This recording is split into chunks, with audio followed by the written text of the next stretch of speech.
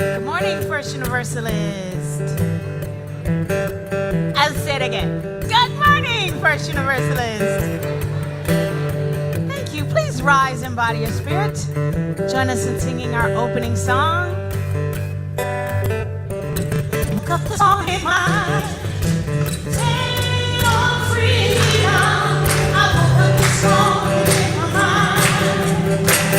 Say on freedom. I woke up this morning in my mind. Say on freedom. Hallelujah, hallelujah, hallelujah. I'm walking and talking in my mind. Say on freedom. Walking and talking in my mind. Say on freedom. Walking and talking in my mind. Say on freedom. Hallelujah, hallelujah, hallelujah. I woke up this morning in my mind. Say on freedom. I woke up this morning in my mind. Say on freedom. I woke up this morning in my mind. Say on freedom. Hallelujah, hallelujah, hallelujah. This morning, woke up this morning, You see that? woke up this morning, woke up this morning, With a grateful heart woke up this morning, and breath to breathe. woke up this morning, So glad to be alive, this morning, to make change in the world. this morning, I woke up this morning thinking about justice, woke up this morning, thinking about freedom, woke up this morning, thinking about love. woke up this morning, I woke up this morning in my mind. Stay on freedom. I woke up this morning in my mind. Stay on freedom. I woke up this morning in my mind. Stay on freedom. Hallelujah, hallelujah, hallelujah, hallelujah, hallelujah. Last time,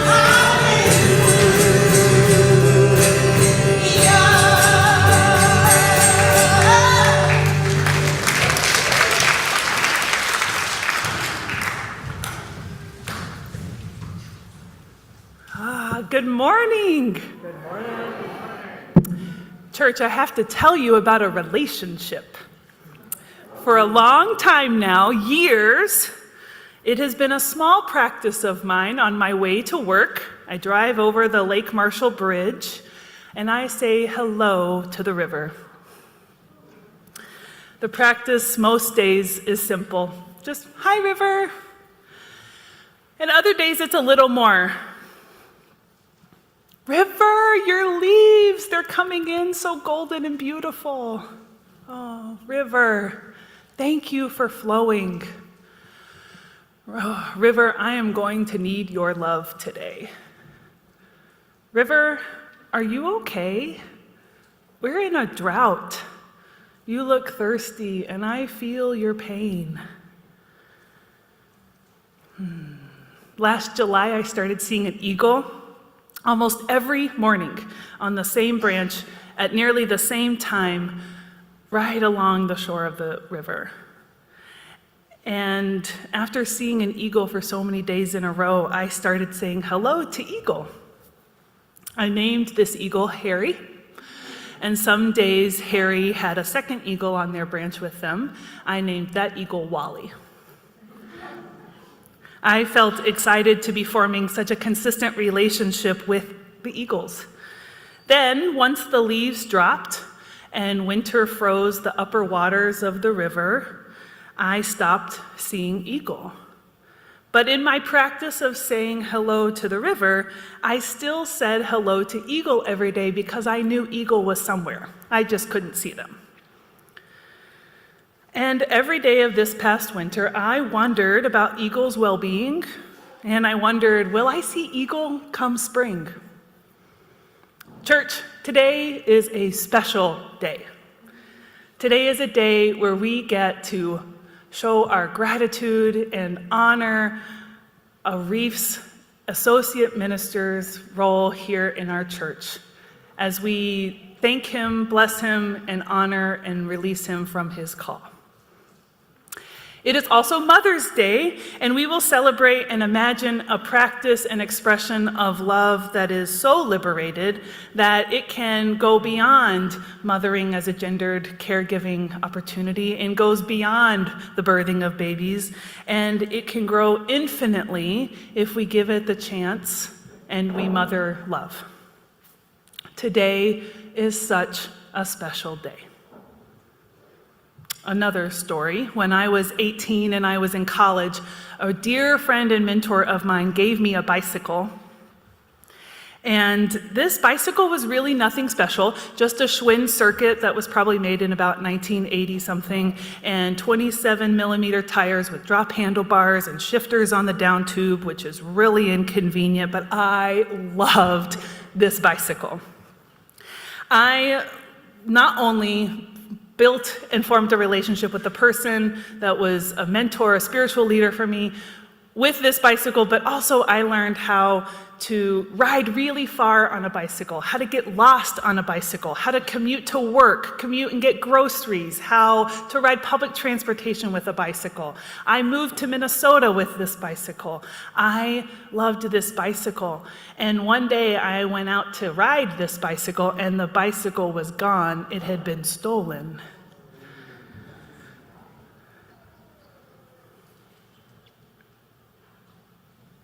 It had been a 10-year relationship that I didn't have a lot of answers on how to explain what had just happened. So we have a gift here today, church. We have been given the opportunity to say goodbye to someone in a planned and expected way. We don't get enough of these, not compared to the ones that happen suddenly or unexpectedly, much less tragically or unjustly.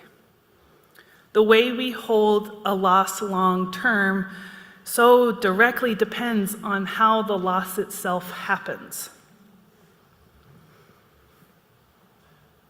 Now, I'm no expert on the details here, but I do know that eagles do summer things in the summer, and they do winter things in the winter, and being on that cold and windy branch was probably not going to be a winter thing for this eagle. So I expected that there would be a last day coming. And though I couldn't say precisely when, I did wonder if I would experience Eagle's return in the spring. But not a day went by where I didn't wonder if that was the last time I was saying hello to Eagle. I didn't know if it was a hello and a goodbye at the same time. But today's goodbye is less like that.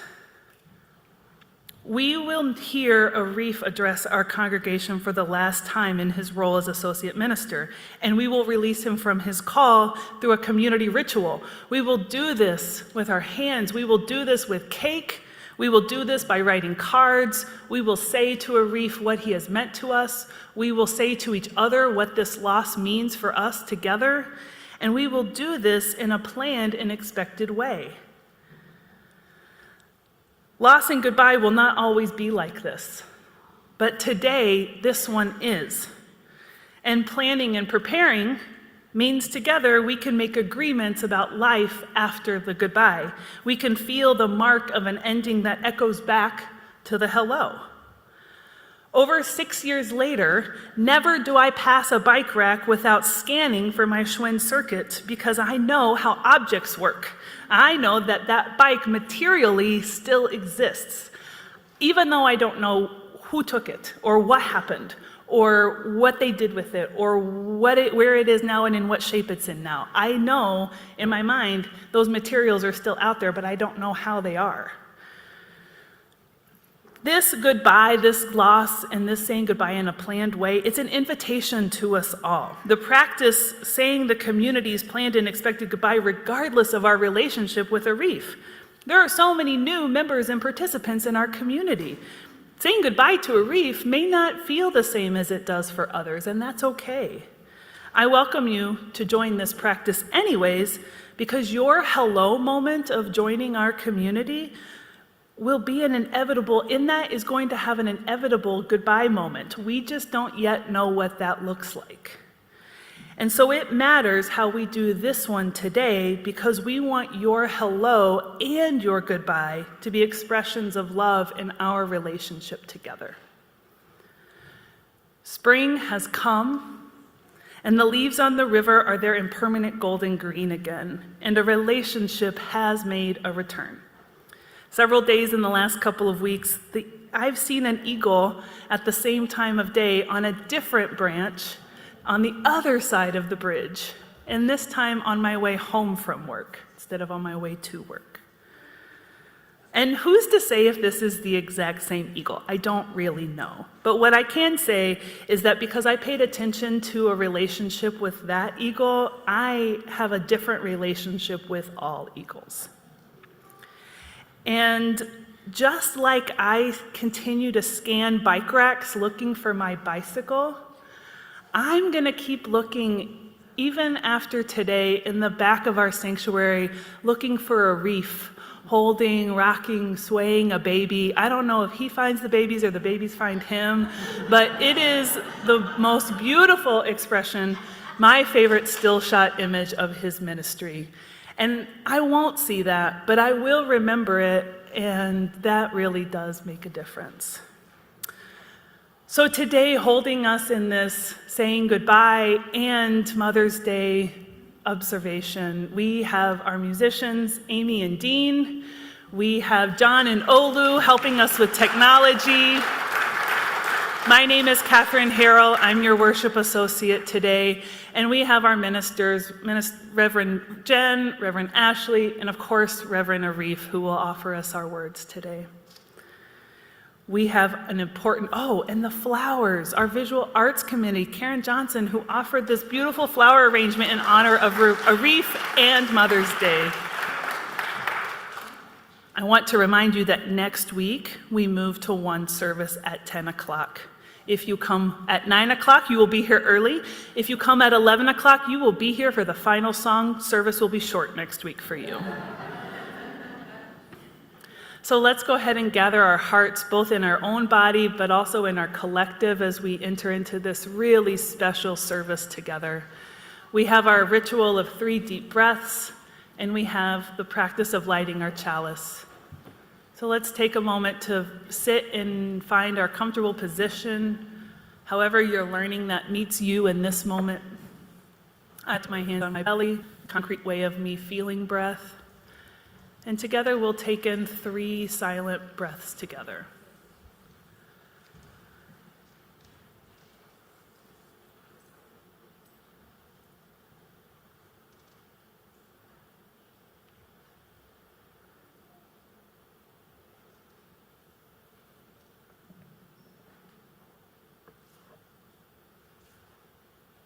And as Arif walks up to light our chalice, symbolizing love, we gather and sing the words that are familiar to many of us that start with the word love. Let's say them together now. Love is the spirit of this church, and service is its law. This is our great covenant, to dwell together in peace, to seek the truth in love, and to help one another. Good morning again. Okay. This morning, we are going to create a machine of care. And by machine, I mean like the one that you made when you were in your first acting class, where one artist comes up and they do a repetitive sound and motion, and then another actor comes up and they do a connected sound and motion,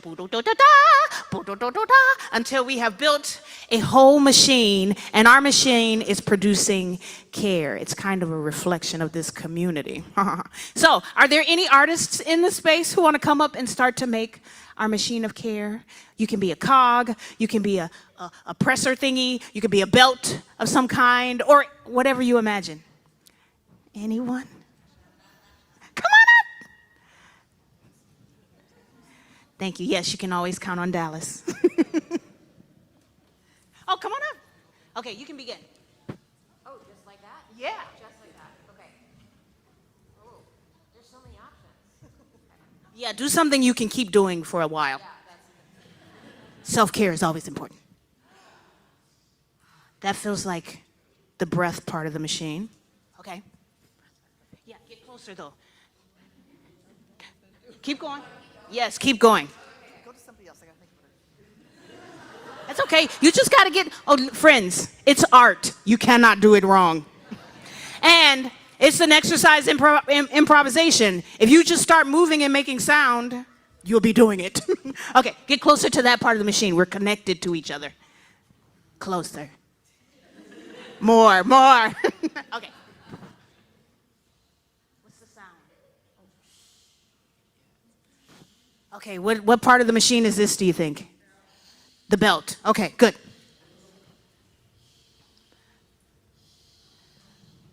What's the sound? There's lots of air in this machine. It's the bellows. It supports the breathing. Oh, it's all working together. Okay, and what are you adding? What part of the machine of care is this? A cog, yes. Okay. We're adding on. Sound and movement. Okay, what's this piece? It's the love. That's what it feels like, right? Any more artists want to come up and be a part of our care machine? Any tiny artists or medium-sized artists? We have one tiny artist. Yay! Okay, what's your sound and movement? That looks like the fun part of care. That's the escaping part of care. Any more? Oh, we have someone to catch the runaway cog. Sweet. Okay, so our machine is working well. It sounds good. It's still moving. And then one piece of the machine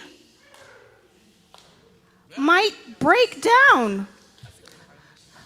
Perhaps it's the bellows. And if the bellows breaks down, can we see you break down bellows?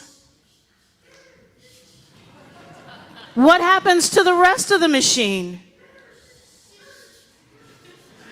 It's not quite functioning like it used to, right? So when one piece of the machine goes down, how do we fix the machine? What has to happen? Someone said oil. Is there someone who can bring some oil to our machine, to our bellows? Any artists in the room? Feeling oily? Thank you, Lauren. Here comes the oil. Creak it, creak it, creak it, creak it, creak it. So then another part of the community comes and gets the thing back up and working, and then our care continues until it takes one last big breath together, machine, and then I'm gonna turn the off switch. Not that the care stops, but just this exploration of care. Thank you. Please give them a hand.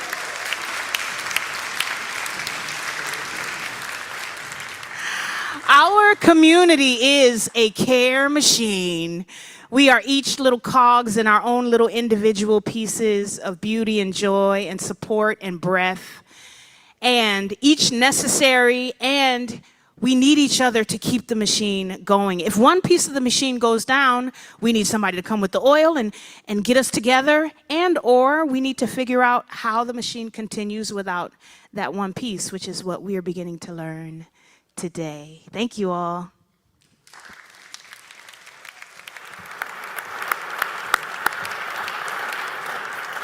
Thank you, Amy, and thank you to all of our artists who helped build this machine. We're all part of this machine of care, each of us finding our own way, each of us holding each other up. Together we do so much more than we could on our own. Now, in just a moment, I'm going to dismiss the kids for their classes, but I realized after last service that I forgot to tell you all something that I'll tell you now. Glenn Thomas is on vacation. He'll be back next week. So the last time he was not here, we said he was out because he was sick, and I don't want you to be worried about him. He is on a scheduled vacation. Be back next week, and we're very grateful for Dean and for Amy for leading us in music. So thank you, thank you, thank you. And now we will move into our separate places that are made just for us. So adults will stay here in the sanctuary in this space made just for you. Kids, you will head to your classrooms in spaces and with lessons and community just for you. So let me invite our lantern bearer and flag bearers, if we have them, to come forward. Awesome. We're going to imagine all the flags moving, but all the kids can follow one flag after they follow the lantern, which brings the light of our shared community into the spaces where our kids will head next. Awesome. So please follow the flag on your way and the lantern, and we'll sing together This Little Light of Mine.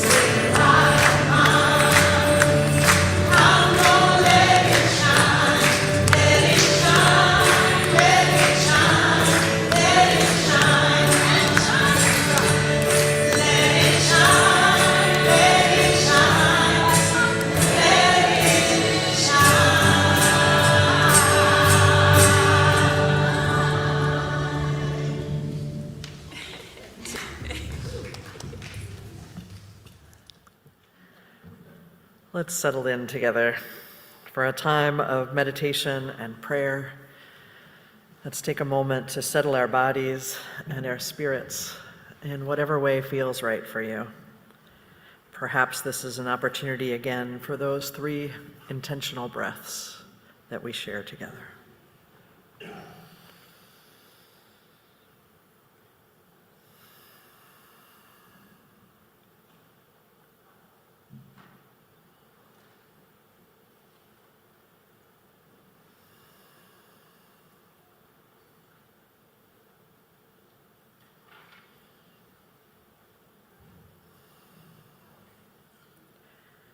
I invite you to travel back in time with me, back to the words of our spiritual ancestor, Julia Ward Howe, Unitarian, abolitionist, suffragist, whose faith deeply informed her activism.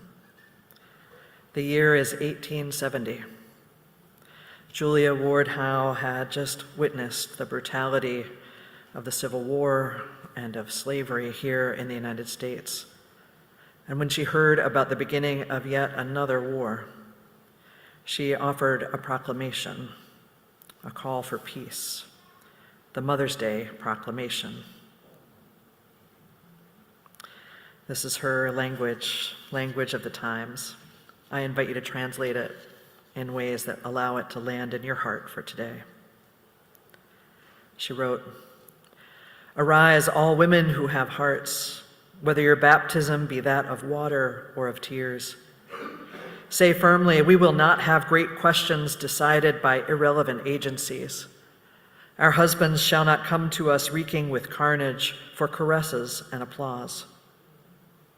Our sons shall not be taken from us to unlearn all that we have been able to teach them of charity and mercy and patience. We women of one country will be too tender of those of another country to allow our sons to be trained to injure others. From the bosom of the devastated earth, a voice goes up with our own. It says, disarm, disarm. The sword is not the balance of justice. Blood does not wipe out dishonor, nor violence indicate possession." Howe called for a day of peace, for a day of women to come together, to grieve, to commemorate the dead, and then to come together to find ways that the great human family could live in peace, turning their guidance, their attention away from the ways of the government and instead toward the ways of love. We take up this movement again today, that we might grieve, that we might commemorate those we have lost, that we might take counsel with each other to learn the ways of love and the ways of peace. We take time together to know one another, to share our sadnesses, our worries, our hopes, our celebrations, that our hearts might break with and for each other and break open to the ways of love. I invite you to bring those celebrations and worries and sadnesses and joys to this time, to speak them out loud if you are so moved, and I'll repeat them back to the congregation, and we will respond together with these words. You are not alone. We are holding it together. The circle is open for your prayers. For all the people who have nurtured children and mom and energy of lessons. For all those who have nurtured children, we send our loving energy today. You are not alone. We are holding it together. To all the women who attended the spring retreat and invite other women to join us, it was a great connection and warmth and wonderful time and a revelation. Thank you. Joy for the Association of Universalist Women's retreat and an invitation for others to join. You are not alone. We are holding it together. Amy Bryant, who was our speaker,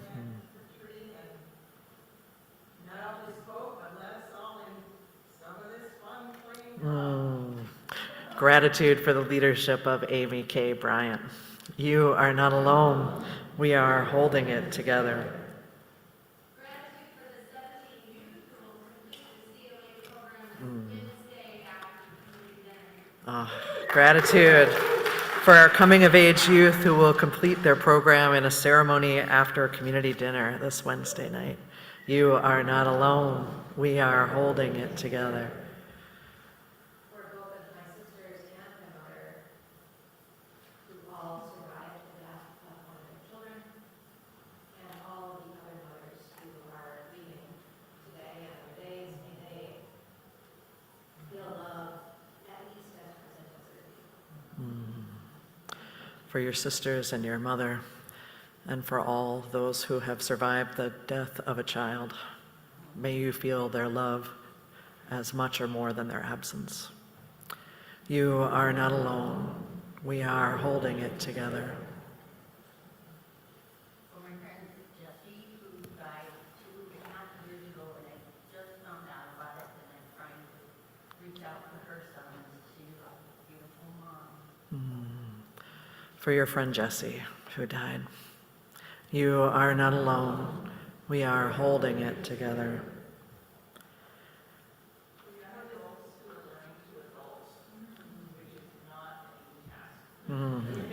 For young adults who are learning to adult, you are not alone. We are holding it together.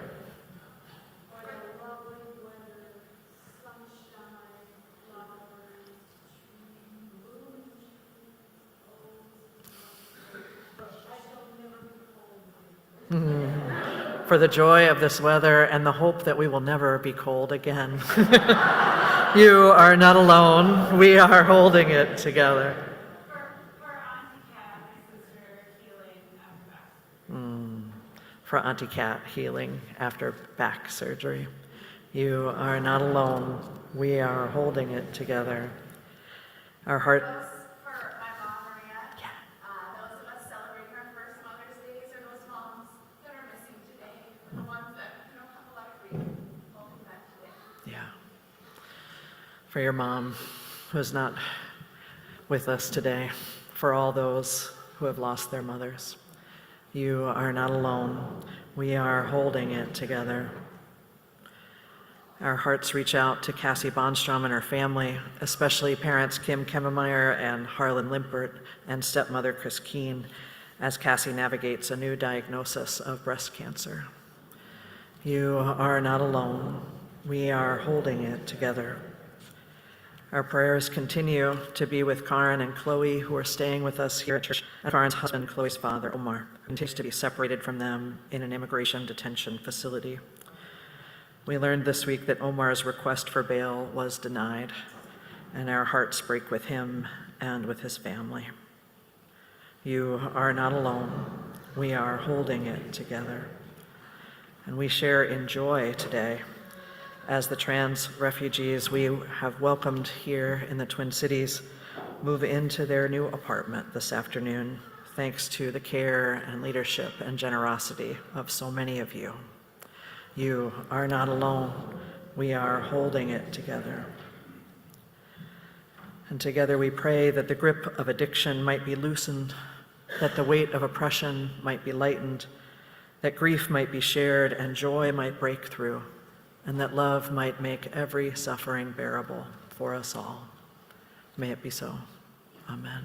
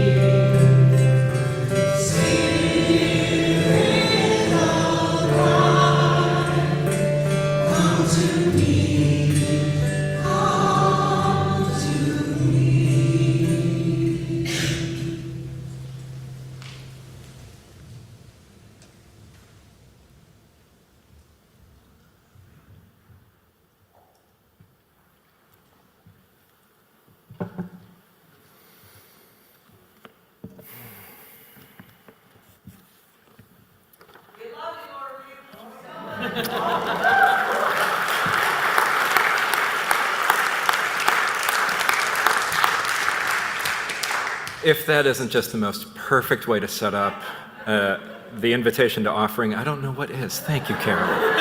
Thank you. I'm not joking. I mean, it's time for the offering. It's a multi-parter this morning, y'all, so pay attention. Last week, you all told me very confidently, like really confidently, you all told me that you knew that we are nearing the end of our fundraising campaign to secure commitments toward next year's operating budget. You remember saying that, some of you? Yeah. Yeah, I also see a bunch of faces that I haven't seen before. If this is your first time here, welcome. You are right on time. This afternoon at 1 o'clock, there is a budget meeting to talk about what the budget looks like and the program and the staff configurations that are supported by the commitments that you have made. Right? 1 o'clock. Last week, I told you that you are still about $100,000 short of the expected scenario. Last week, right? When I stood here and said these words during the first service, what I said is, thanks to your generosity, it is down to 75,000, which is amazing. Nice work, y'all. Right? 1 week. 1 week. 75,000.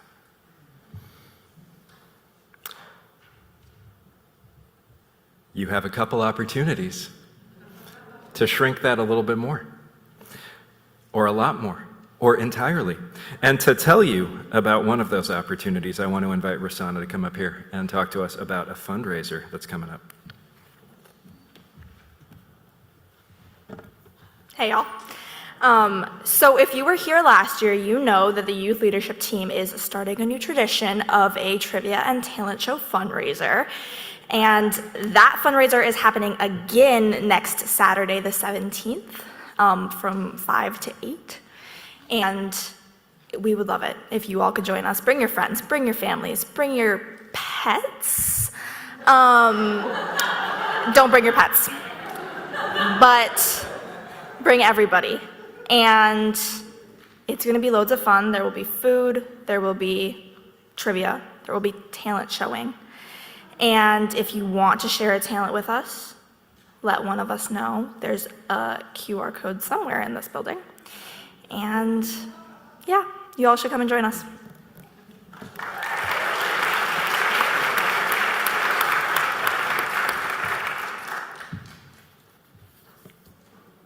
Talent show, trivia, fundraising.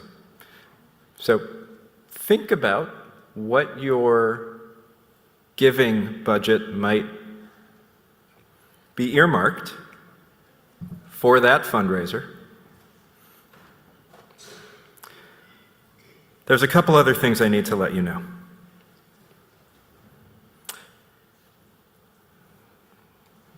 It's my last day in the pulpit, so I can just be honest, right? Gosh, I don't know how to tell you all this, but we keep statistics on the services. You knew that part, right? You've probably looked through the reports that are in board packets, this many people at 9 a.m., this many people at 11. There's some unofficial statistics that we keep as well. How many laughs there are is one of those metrics. How robustly y'all sing, it's another metric. What's really interesting is that some of you aren't sure if you can believe me or not. I'm really enjoying that. Thank you. Thank you.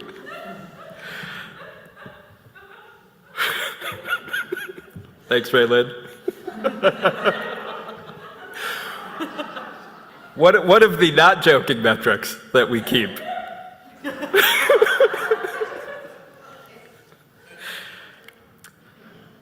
is contributions.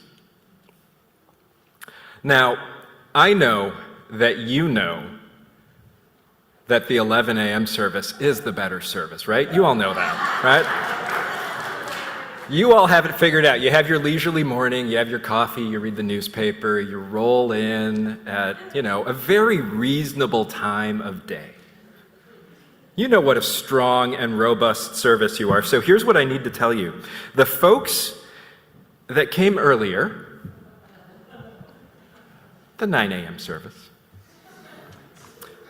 in response to what I'm about to ask you, contributed, we think, somewhere between $18,500 and $24,000 toward reducing this gap that is yet to be fulfilled. So we've got about an hour and 15 minutes left. I'm looking at the clock there. Hour and 17 minutes. Here's what I want you to know. Falling short of your expected budget scenario means that you will be able to do less in terms of program and staffing. That's just how money works in a capitalist economy.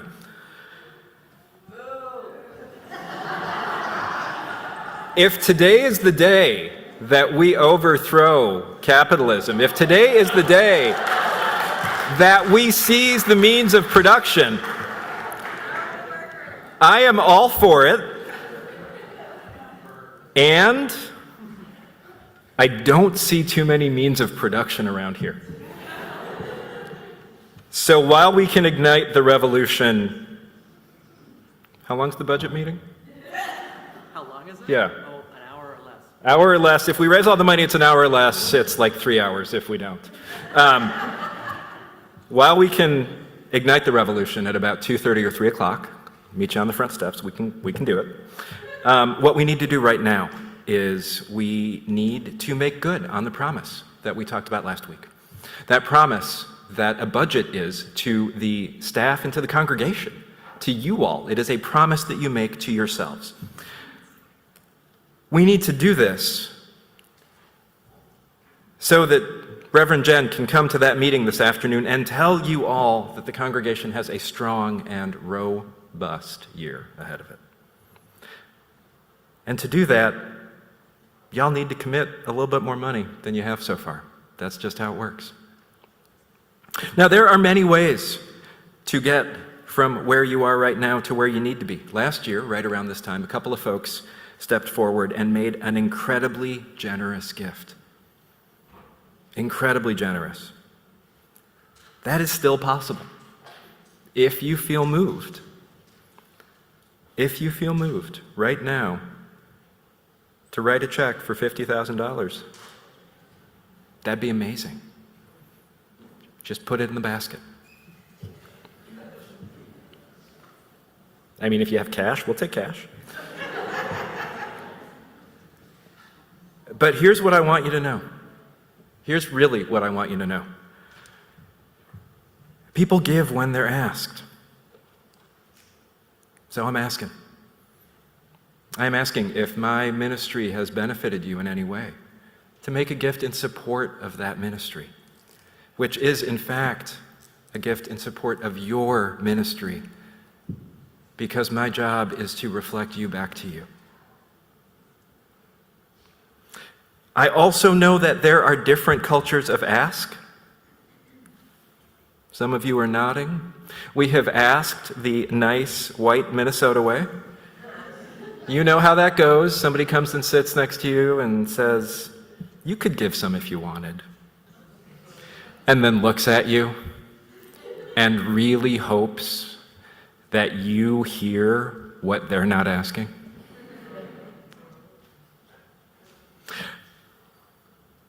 So that got us really close, all right? I'm not saying that that is a culture of asking that is not effective. We're like, I can't do math that quickly in my head. $51,000-ish? Give a little extra to make sure that, we cover it. So I'm going to ask you the way that people ask in some BIPOC communities that I'm a part of. All right? I hear nervous laughter. So we need about $51,000 before 1 o'clock today.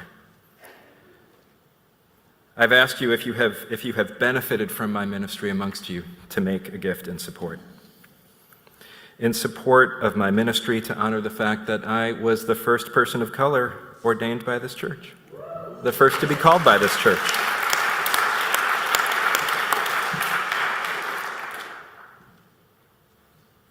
Last week, I said the reason that we ask you all to give is because the best people to ask for a gift are the people who have just given. So we can hone in on this a little bit more clearly. If you have made a commitment to next year's budget, I invite you to stand. If you're online, do the little hand-raising thing. Look at all of you. Take a look around. You are not alone in supporting this congregation. And now I'm going to do a little quick math. I'm counting about 30 people, 30 households. Does that seem about right? So if we take 51 and we divide it by 30, somebody tell me the answer because I can't do math. It's like 15. I was thinking it was 15 or 16. It's somewhere around that, all right? So So each of you are being invited to give $1,500 to $1,600 right now to help us raise that amount. So here's my invitation to all of you who are, wow, that was quick. All of you who were standing, it's okay, we have the video, right, Olu? We've got it. We know who you are. All of you who were standing, there's still time.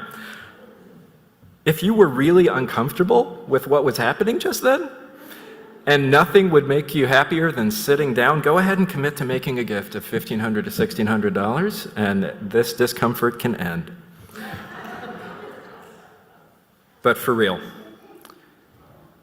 I will tell you what I said this morning, which is that I was thinking about my friend and colleague, Pastor Danny, who started a congregation, started a African-American congregation, and in a meeting of a bunch of congregations doing justice work in the cities, where we were talking about needing to budget for something, he stopped. We were doing what we do. We were all saying we didn't have any money, right? And he stopped and he looked at everyone and he said, I do not understand why y'all white congregations always act like you have no money. You all are always acting like you're broke. He said, where I come from, we raise what we need. We don't stop till we have it. There is no one else to backstop us. And a bunch of the folks around the table said, there's no one else to backstop us. We're congregational churches. We don't have it. Yeah, right?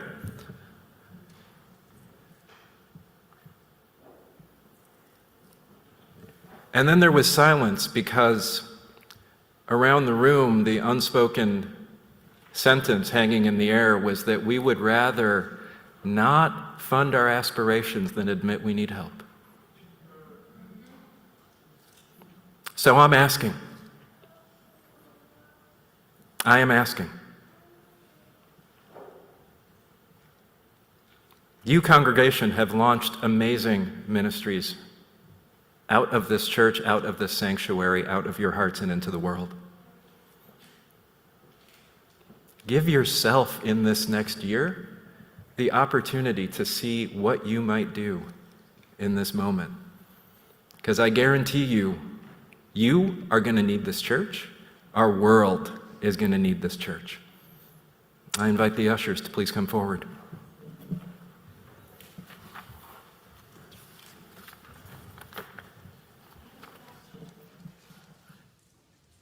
I'll take the question. I love this. Awesome. But if you put it in the basket now and talking about budget for next year, that's cool. That works. Dallas, it's like you, Yeah, oh my gosh. I got so excited asking that I forgot the thing I always forget. 5 years, y'all, I've been doing fundraising amongst you, and I always forget to tell you how to give. If you do the QR code thing, it will take you to a giving website where you can indicate that your gift is for next year's operating budget. It is a commitment that you are making toward a pledge. We don't actually need you to put cash in there right now, and if you do happen to write a check for $50,000, you can date it in the next fiscal year, which starts July 1 and goes to June 30th. Totally serious. That's what a pledge or commitment is. So that's how you do it. Thank you, Dallas. Thank you.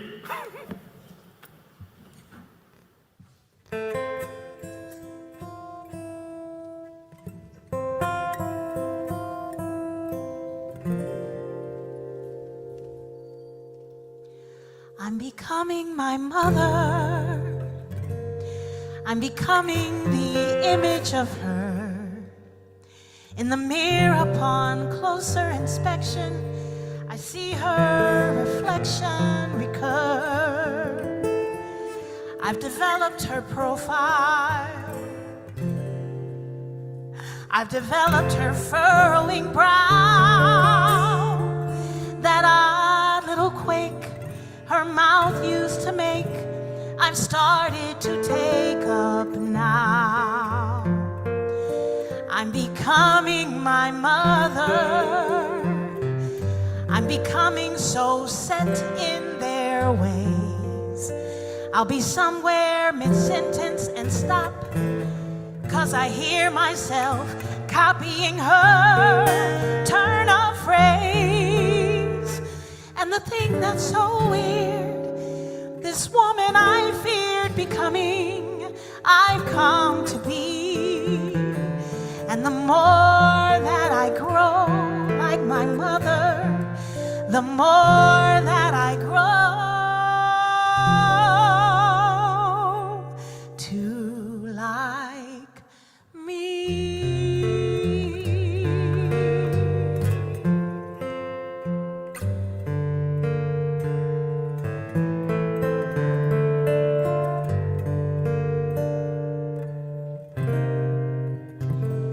And the thing that's so weird, this person I feared becoming, I've come to be. And the more that I grow like my mother, the more that I grow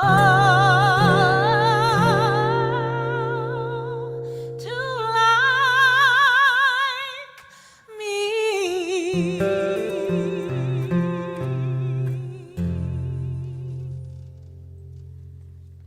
Happy Mother's Day.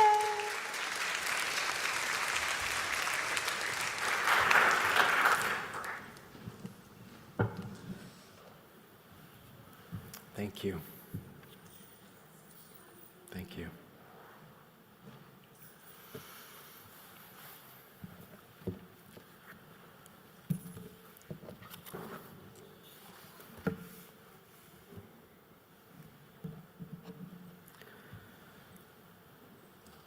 My teacher, Norma Wong, quotes her teacher, who sometimes answered the question of what is the truth, with this: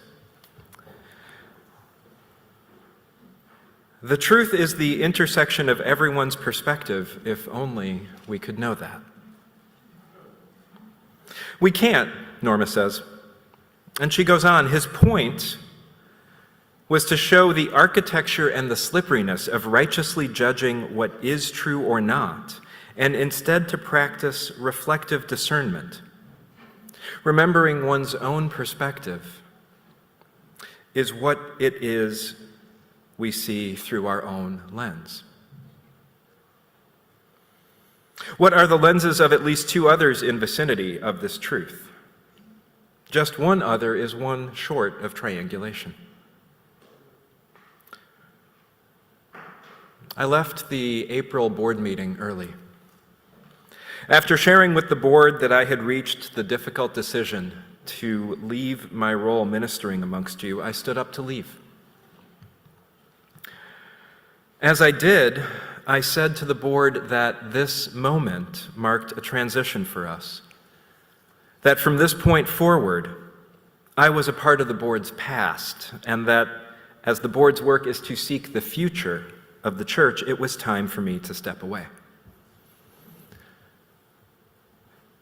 Congregation, this service marks that same transition point for us.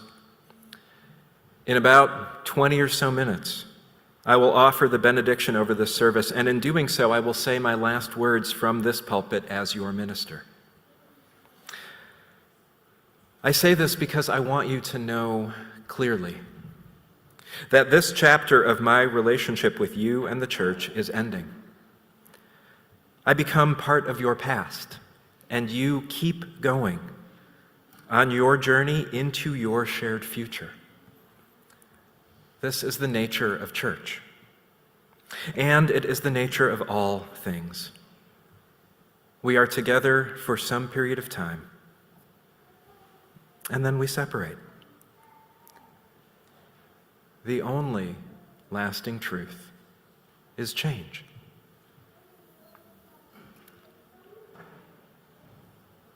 There's a piece of conventional wisdom that I think is complete and total trash. And that is that change is hard. You have heard people say this, I am sure. Think about it for a moment. Not if you agree or disagree. I'm not concerned with that right now. Just think about it. Think about what it says and what it means when a people repeat this to themselves as a truism. Situate this piece of folk wisdom, that change is hard, next to the scientifically verifiable fact that the only lasting truth is change. What happens? What happens when we write into our cultural DNA a story that tells us that we will forever struggle with the fundamental truth of the natural world? That's a serious question for y'all. Talk to me. What happens? Misery. Suffering. I did not catch that. Resistance. Thank you. We stay stuck. We stay frozen. Say that again. Expectations, right? Dis-ease. Is that who you want to be? Right? Is that who you are? Are you a people always at war with reality? I don't think so. I don't think so.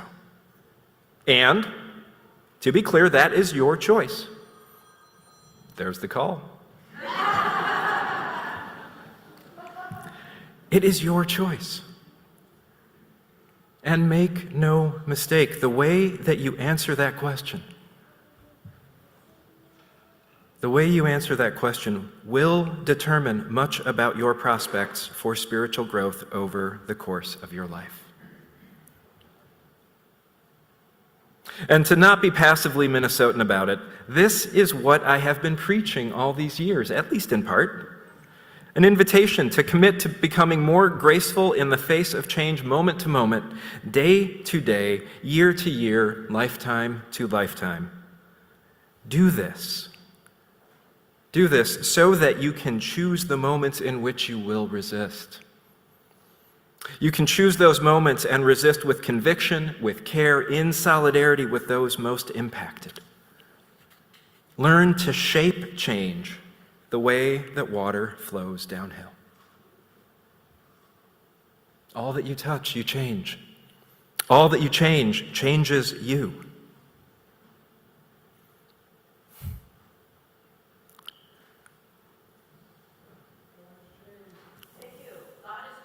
God has changed.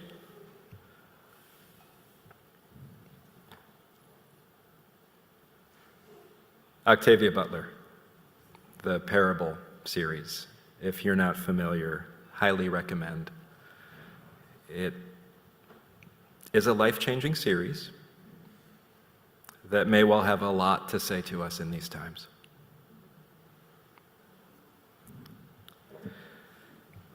These last couple of weeks, I've had the gift of spending time with about 20 of you, one-on-one, more of you via email and text.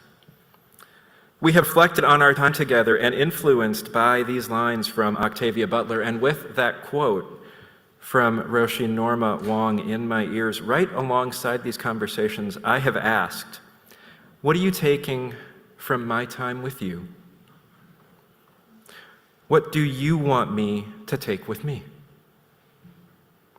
How have we touched and changed each other? You, congregation, you have touched me, you have shaped me, and you have taught me. Who knew when I entered service to this church in 2019 that our entire worlds would be turned upside down not even a full year into my service with you?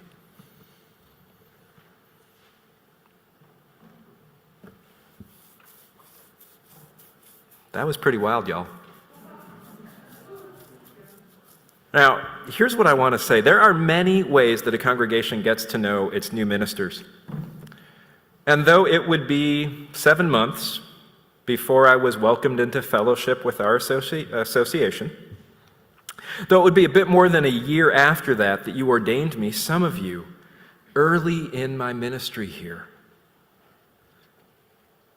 some of you did something that in retrospect I have come to understand as a form of adoption. Some of you claimed me.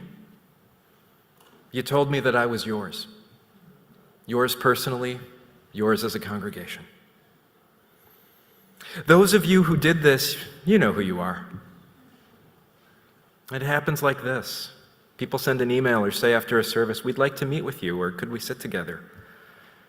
Or maybe you just start bawling in reply to me asking gently, how are you? And I say, should we meet? And I have to tell you that being claimed by you, it is one of the very sweetest things that I've experienced. And a deep way that you touched me. You see, for any of us in the ministry, I think, and for sure any of us who live inside marginalized identities, we wonder in our darker hours, we wonder, will they love me? And will they let me love them? It is not a given in our churches that hew to a fairly normative cultural identity that the congregation will accept folks who are not like you. So you who reached out over the years and in some form claimed me as your own, you answered that question in the affirmative, and in doing so, you changed me. Now, to be clear, we do not expect this sort of relationship with all of you. We do not expect that all of you will want this sort of relationship with us. I am quite sure that I have pissed off some of you. Alienated some of you with things that I have said or done, perhaps the way that I just asked you for money, or things that I haven't done. And I know this because some of you have told me as much. Thank you for that. Others were more Minnesotan about it. Thank you for that. My point here is that all of that is okay. That we are a big church.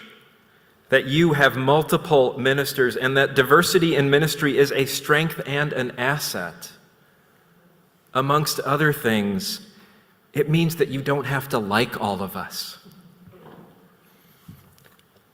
And still, it mattered. It mattered that some of you said you're ours. It mattered to me that some of you said that even through some of the hard things we've done together, and we have been through some stuff together, congregation. We have been through some stuff. Quite a bit of it.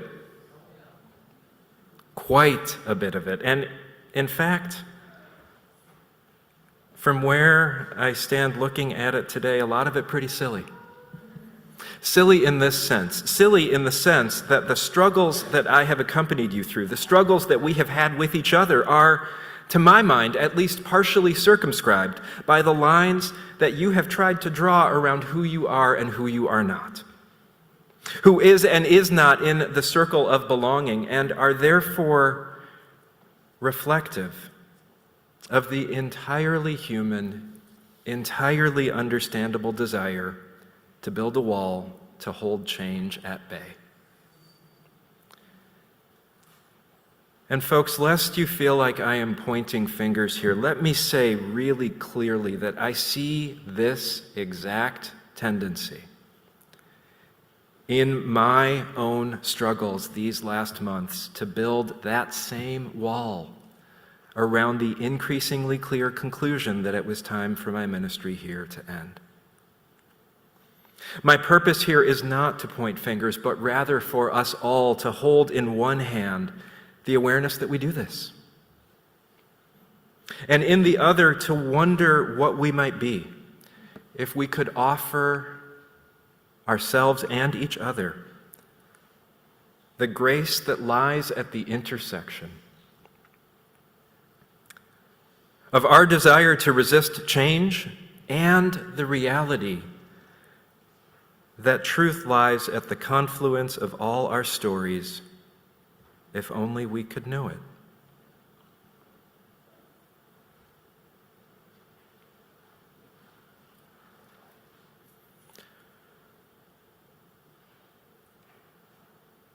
The grace that lies at the intersection of our desire to resist change and the reality that truth lies at the confluence of all of our stories, if only we could know it. And in the other hand, the entirely human, entirely understandable desire to build a wall to hold change at bay.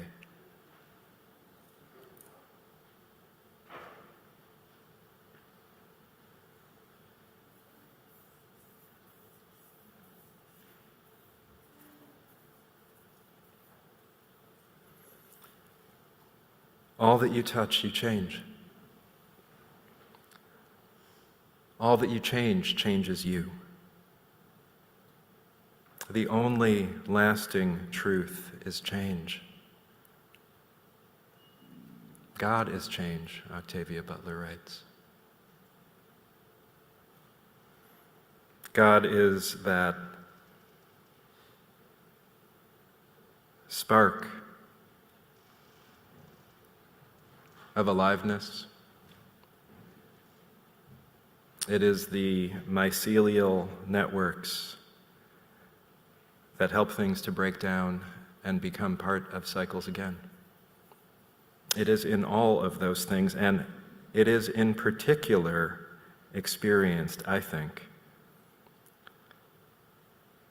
in the ways that we have had fun together over the years. What I mean is the ways that we have incited each other's joy through baby naming ceremonies,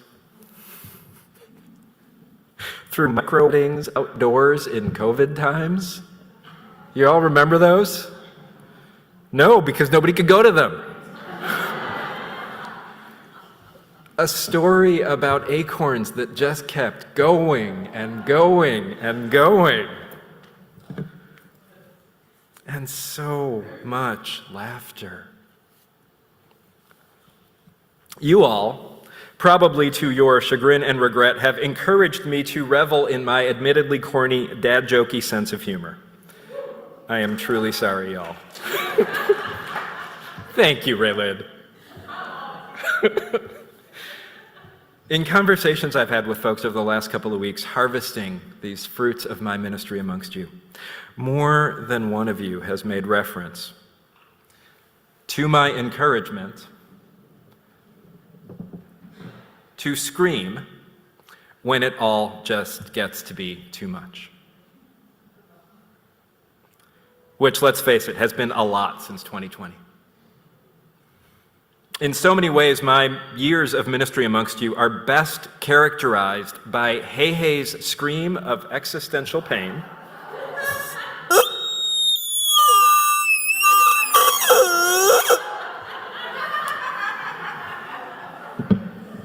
Go watch Moana if you don't know what I'm talking about. Sorry, Hey-Hey. We need to put you right there.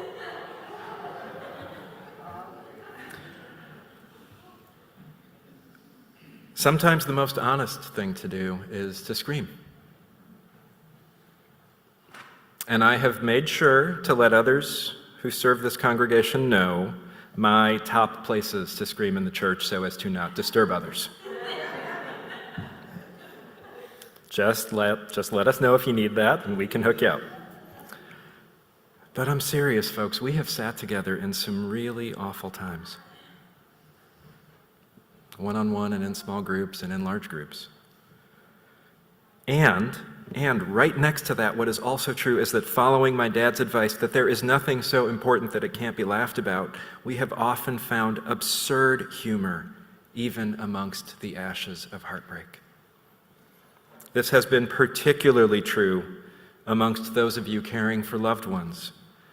And I'm thinking in particular here of the caregivers group. What I hope you carry from this time with you is a reminder not to take yourselves too seriously. A reminder that to be human and alive is at least partially to be ridiculous and not infrequently a deep mystery, especially to ourselves. And so if I was going to put a little bow on this, when I'm saying that, what I'm saying is that in trying to live this, I am trying to invite all of us to push back on a trajectory within our theology, mostly Unitarian, and a trajectory within liberalism that encourages the perfectibility of humankind. The desire for Platonic perfection is a desire to be frozen in amber. It cannot coexist with the truth of change. Which is not to say that we throw up our hands in a relativistic nightmare, but rather that you stay in community, that you stay in contact, that you ask how you're doing and ask what your next step is toward who you are becoming. And some of you might wonder what my next step is. Here's what I can tell you. I'm still in discernment. There's a John O'Donohue quote that comes to mind, which is, "I want to live like a river flows, carried by the surprise of its own unfolding." What I can tell you is that I am likely not entering service with another congregation, not immediately. Many tend to think of ministry as a sort of terminal vocation in the way we might think of terminal degrees, and I'm not sure that that's the case for me. What I mean by that is that there are some other things that I want to do, and I know that I will always be a minister whether I am in a parish or not. I mean, I'm the guy that stumbles into pastoral care with the 63-year-old at the cigar shop who's getting a divorce. You all made me a minister, and we cannot undo that. I also know that I came to First Universalist from a background in justice work. I came with questions about culture, about leadership, about governance of membership institutions, about the practice of democracy. I came knowing that our shared ministry would smooth out more of my rough edges and bring more of my heart out into the world, and I am taking all of that with me as I leave. And I have you and what we have created together to thank for that. I don't know exactly what I will be doing, but I know that for me, these upcoming 2026 elections feel incredibly important. That the political moment that we're in feels incredibly important. It feels personal for me in ways that other elections haven't. And so my intention through the fall of 2026 is to be as useful as I can be to those spaces. I don't know exactly what it's going to look like yet, but my intention is to be as useful as I can be to creating what I consider to be positive outcomes in those elections. That's what I know. That's my trajectory. That's the horizon. And I go this way taking with me so many riches from our time together. You all have reflected back to me more clearly the gifts that I bring to ministry. And in the conversations we've had in the last weeks, Some of the things you have reflected back to me have included things like the poetry that I bring to the pulpit, my quiet ministry of presence, the making real the knowledge that care and love are not gendered, but exist when we hear the call of our hearts in the face of suffering. Some of you have reflected back to me the spirit of yes that I brought to almost every question. Even if the answer ultimately ended up being no, you all told me what it meant to first be met with yes. And more than one of you told me without words what it meant to you to form this kind of relationship with a person of color. The first to be ordained by this church, the first to be called by this church.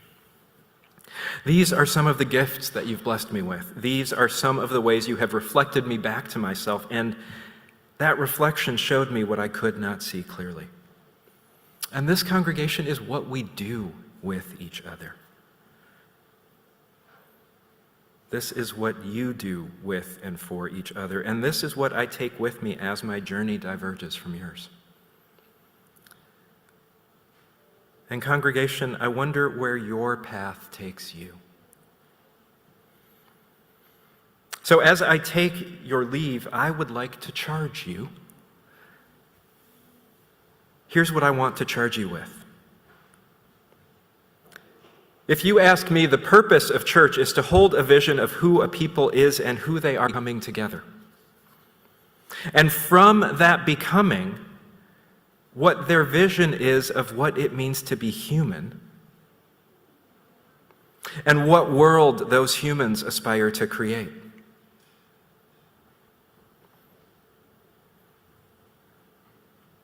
You all are in the business of imagining who and how you need to be so that as you create the world as it could be, you all are equipped and prepared to usher it in and live in it. That is not easy work. And so church also holds us when we fall short of our aspirations. It comforts us in the midst of all the crap, and it helps you to rise up again and reach for more for yourselves and for each other. The work of ministry in a church like this is about taking you seriously where you are now and hearing with you where you think you could be. It is about inviting you to reach for more and to grow up and out of the small stories that so many of us find ourselves retreating into when we've been knocked down. And it is, above all else, a practice of looking into the future.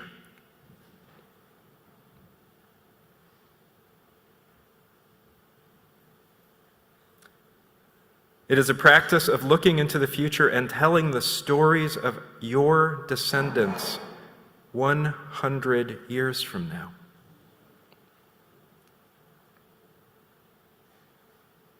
Telling their stories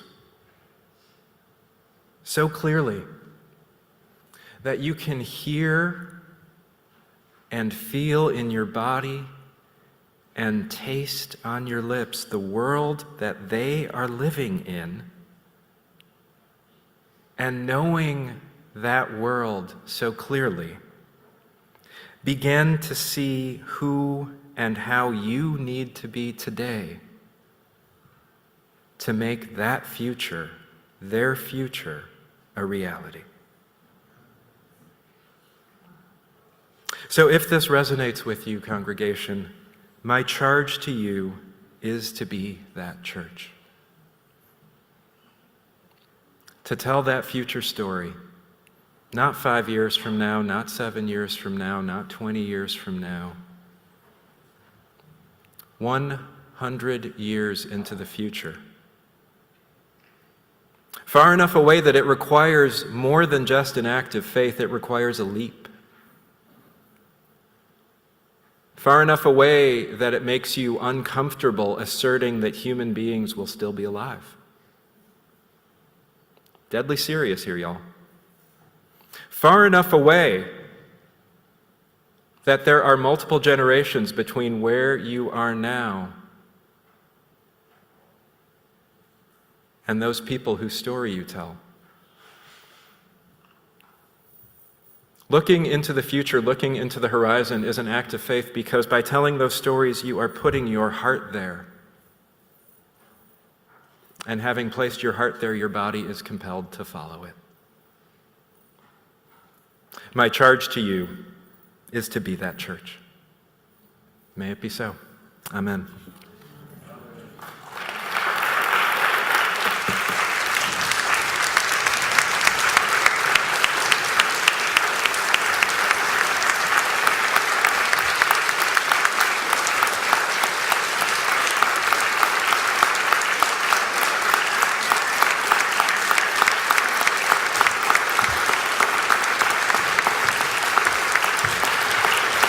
This is very sweet and very meaningful. And before you sit down, or even while you're sitting down, turn around and take a look at the other people that are here with you.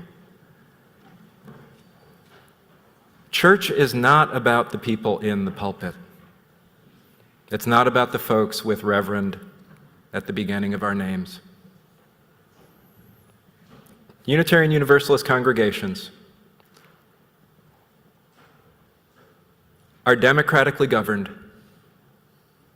not because we think elections are fun, not because we really groove on congregational meetings. Y'all can sit down if you want to, but please do look around. But I am so serious. Your applause is deeply meaningful, and I would not be doing what I am called to do if I didn't tell you this. The only reason that my ministry was able to exist was because each of you, as people who joined their life energies to this congregation, entered into a cycle of relationship. You got together in large and small groups. You said, this is what we care about. This is who we want to try to become, individually and together. And you said to your ministers, and I was one of them, help us to move in that direction. So any positive ministry that you experienced from me came directly from you and the folks in the pews with you. I have endeavored to serve your promise. I have endeavored to serve your potential. I'm trying to figure out how to weave in another ask for financial support right now, and I'm not grabbing hold of it. But maybe, I've got a couple more words to say, so we'll see. Thank you.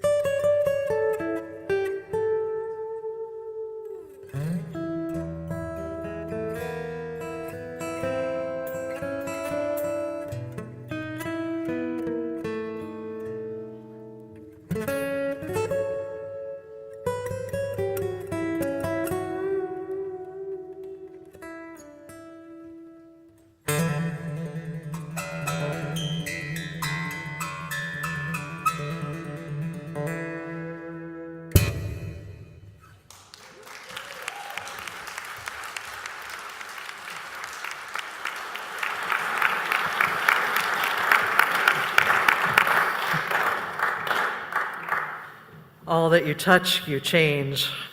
All that you change, changes you. The only lasting truth is change, Octavia Butler writes. We're in the midst of that change right now, and it is nearly impossible to be able to understand how a story unfolds when you're still in the middle of it. I've been saying a lot these days that the place we are as a congregation, maybe as a country, I certainly feel it in my life, is that time when you're turning the page of a book and it's about this way through and you don't know what's next yet. That feels like where we are. I know that as we turn that page, the full impact of Arif's ministry with us will continue to unfold. That story is still being written in what happens in the years and the generations ahead here. You see, in the life of a congregation like ours, change in our staff, change in our congregation is inevitable. It's part of what happens. The average tenure of an assistant or associate minister in a church like ours is 3 to 5 years. I'm so glad we get to be on the long end of that spectrum with Reverend Arif. I hope that you'll join us to celebrate cake downstairs at Social Hall after service to write art to Arif to share about his impact in your life. Join us this Wednesday for community dinner. Come early at 5 for the baby shower that we are holding for the trans couple who has just arrived and is about to welcome a baby. Stay after for the coming of age ceremony after dinner. And we're doing our best to pick up on Arif's humor. So we have, as a staff, hereby named community dinner this week, Arif Aderchi. I hope that you'll join us.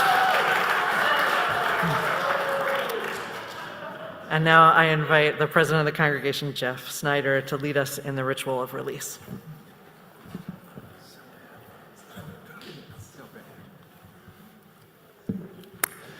In the Unitarian Universalist tradition, no rite is more sacred than that of a congregation to call its own minister.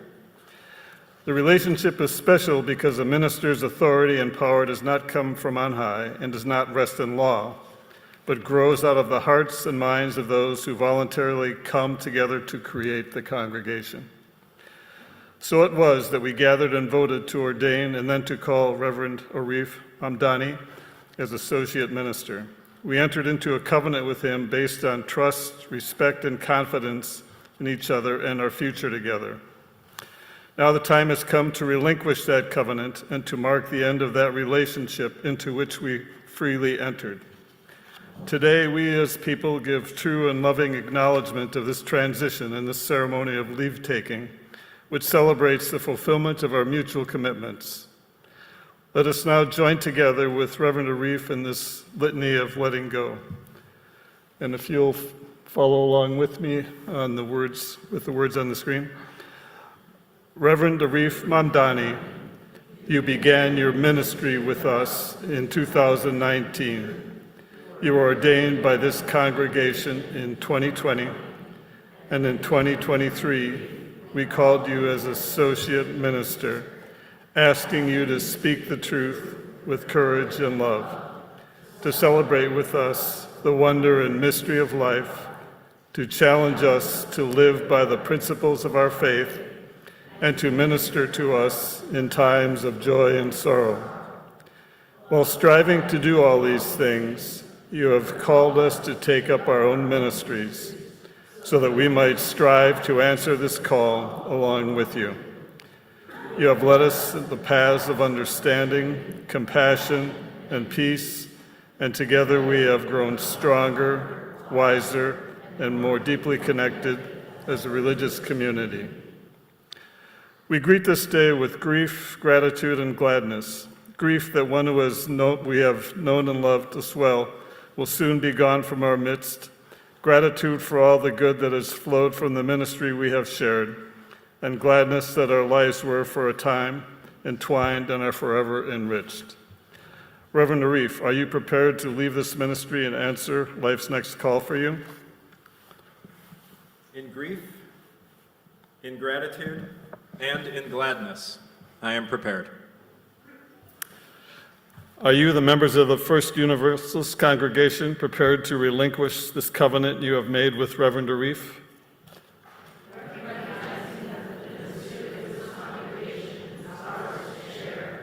We are prepared. We, the members of First Universalist Church, hereby release you, Reverend Arif Mandami, from the obligations of your covenant with us. We furthermore pledge to greet our future ministers with open minds and warm hearts, knowing there is always more to learn. We will honor your many gifts to us by sharing them with others. With love and gratitude, we release you from our covenant with one another.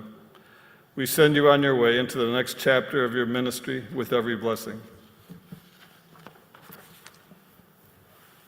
And with love and gratitude, I release you from our covenant with one another. May the love and learning we have shared remain with you as it does with me.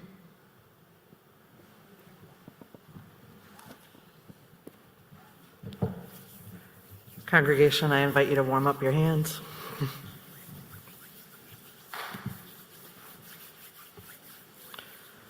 Reverend Arif, we are beyond grateful for your time in ministry. May our story of the impact of ministry continue to unfold. May the lessons we have learned from each other continue to become clear. May love and hope and healing be with you. May you know a world that welcomes your gifts, that hears your perspectives, that embraces you for all of who you are. And may, in your leaving, may you find that place where your deep gladness meets the world's deep hunger. May you find that place. Amen.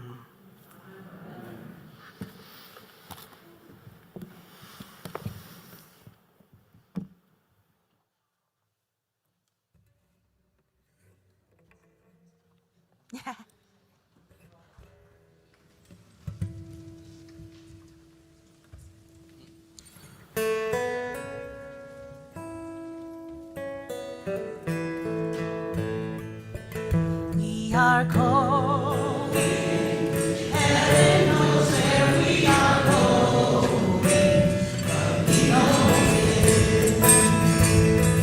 and we will get there. Heaven knows how we will get there, but we know we will. It will be hard, we know, and the road will be muddy and rough, but we'll get there. Heaven knows how we will get there, but we know we will. Oh yeah, yeah. Oh yeah, yeah. Oh yeah, yeah. One of the many places that you are going is to church next Sunday. At what time? Look at that. If you see anybody wandering around looking a little bit lost, just tell them. First Universalist Church, 10 a.m., one service. There is some amazing cake. There are Rice Krispie treats. There is coffee. I mean, there's some good stuff happening down in the social hall, so I hope that you will join us all down there. As you go forth, one of the things that I need to ask you all for, you and like all of your closest friends, is $10,000 more. Oh my God. You are so close. If you call your friends who are not here, call the folks that were at the first service and be like, we beat your giving amount, but you could change that? It'd be real awesome for your staff team to walk into that budget meeting and be like, y'all, we're done. All is well. That's one of the places that you are going, and you know exactly how to get there. You know exactly how to get there. It is by looking out much further than you think you can, looking out so far that it scares you, deciding that you are going to go there, linking hands with each other and moving together in that direction. As you go forth, may you be blessed, may you be a blessing. May it be so.